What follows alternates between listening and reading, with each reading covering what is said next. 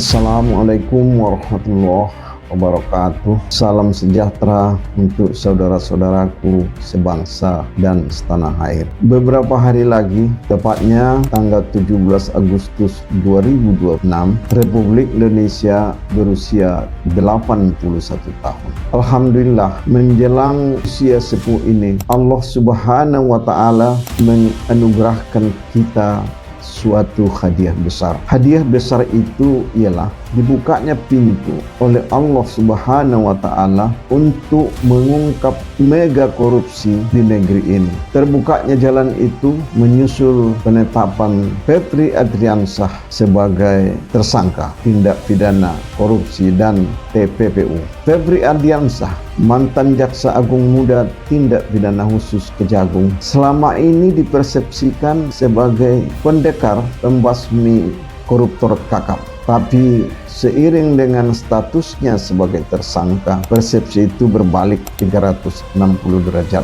Dan nanti jika ia terbukti bersalah dan divonis majelis hakim, maka pantas kepadanya disematkan sebagai koruptor dan pengkhianat dan munafik besar. Dalam perspektif iman Islam, tidak satu pun di dunia ini, di alam semesta, peristiwa yang terjadi tanpa sepengetahuan dan kehendak Allah. Bahkan ada di antaranya Allah sendiri merancang skenario peristiwa itu. Sehingga misalnya yang menyangkut pelaku zalim, tindakan korupsi adalah zalim, digiring menuju kehancurannya tanpa mereka sadari sama sekali proses menuju kehancuran itu terjadi. Dalam istilah Islam namanya istikhraj. Itu diabadikan Allah dalam Al-Quran surat Al-A'raf ayat 183. Saudara-saudaraku sebangsa dan setanah air, ada beberapa fakta menarik dalam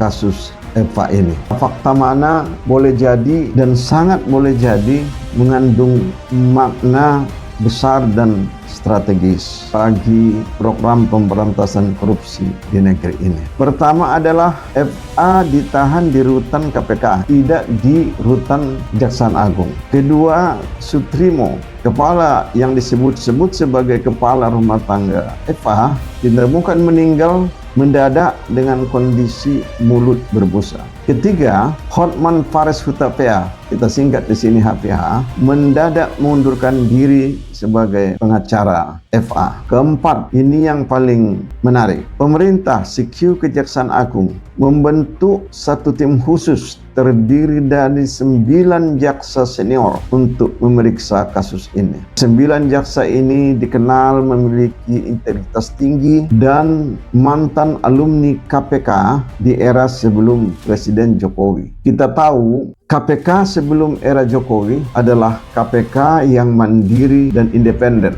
bebas dari intervensi kekuasaan dan politik. Mari kita telaah satu persatu.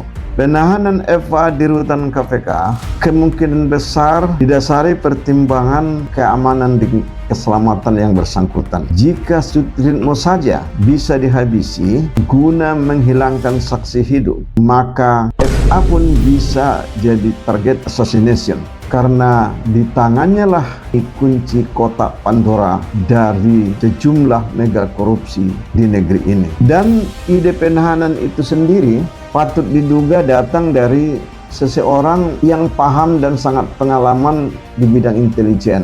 Rutan KPK memang memiliki sistem pengamanan super ketat, tapi tidak menutup kemungkinan juga secara rahasia FA diamankan di tempat lain yang tidak bisa dijangkau oleh orang-orang yang merasa terancam jika ia bernyanyi dalam tanda petik. Jika FA lenyap di telan bumi, maka kasus korupsi jumbo yang diduga keras melibatkan sejumlah elit negeri ini akan turut terkubur bersama FA. Kasus timah yang merugikan negara ratusan triliun, Pertamina, Jiwasraya dan Asabri yang juga merugikan puluhan ribu nasabah, terdakwanya rata-rata dituntut dan divonis relatif ringan, tidak sesuai dengan ukuran mega korupsinya. Kemudian mundurnya HPH secara mendadak sebagai pengacara FA diduga karena diminta mundur. HPH dipandang bisa menghambat penyidikan kasus ini secara meluas dan tuntas, dan itu artinya bisa menghambat pemberantasan korupsi di negeri ini. Kasus besar ini butuh penanganan senyap dan intensif, bukan perkara dan cari panggung besar. Kemudian ini yang lebih menarik, pembentukan tim khusus yang terdiri dari 9 jaksa senior. Ini menunjukkan betapa seriusnya pemerintah menangani kasus ini. Ke-9 jaksa ini merupakan jaksa-jaksa pilihan. Mereka sebagian besar dari 9 jaksa ini adalah alumni KPK di era sebelum Jokowi. Dan dikabarkan tim 9 ini akan mengusut dan menyidik ulang kasus mega korupsi yang sebelumnya ditangani dan dalam kendali FA. Dan tidak berlebihan juga mengatakan angka 9 itu dimaknai sebagai isyarat keseriusan dan totalitas. Dari fakta ini, ratusan juta rakyat Indonesia yang selama ini dijalimi para koruptor dan kaum munafik boleh berharap bahwa kasus sang munafik besar FA dan kasus-kasus besar mega korupsi di negeri ini akan ditangani secara jujur, objektif, intensif, dan komprehensif, tuntas, tidak berhenti pada FA, Don Rito, dan Nurman Heri semata. Apalagi jika FA bersedia menjadi justice kolaborator, maka pasti bisa menyeret semua pihak yang terlibat dalam sejumlah mega korupsi ke meja hijau tanpa pandang bulu, baik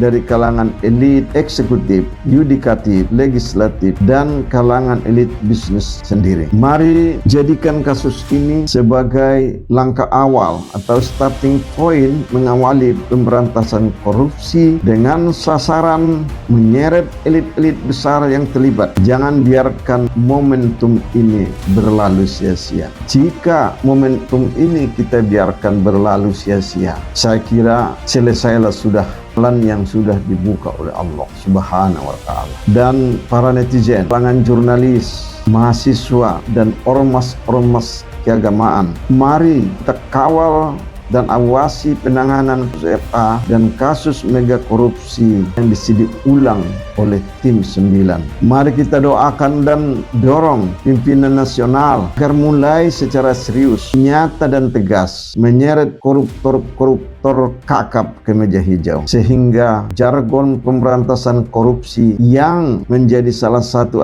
cita Presiden Prabowo tidak berhenti pada narasi, orasi, apalagi kekor semata. Allah Subhanahu wa Ta'ala dalam surat Asy-Syaff ayat 2 dan 3 telah mengingatkan terutama kepada para pemimpin. Wahai orang beriman, mengapa kamu mengatakan sesuatu yang tidak kamu kerjakan? Itu apalagi omon-omon semata, sangatlah dibenci di sisi Allah jika kamu mengatakan apa-apa yang tidak kamu kerjakan. Dari Bumi Tambun Bungai, Kalimantan Tengah, saya Zulkifli Nasution, penulis buku Malapetaka Global. Wassalam, merdeka.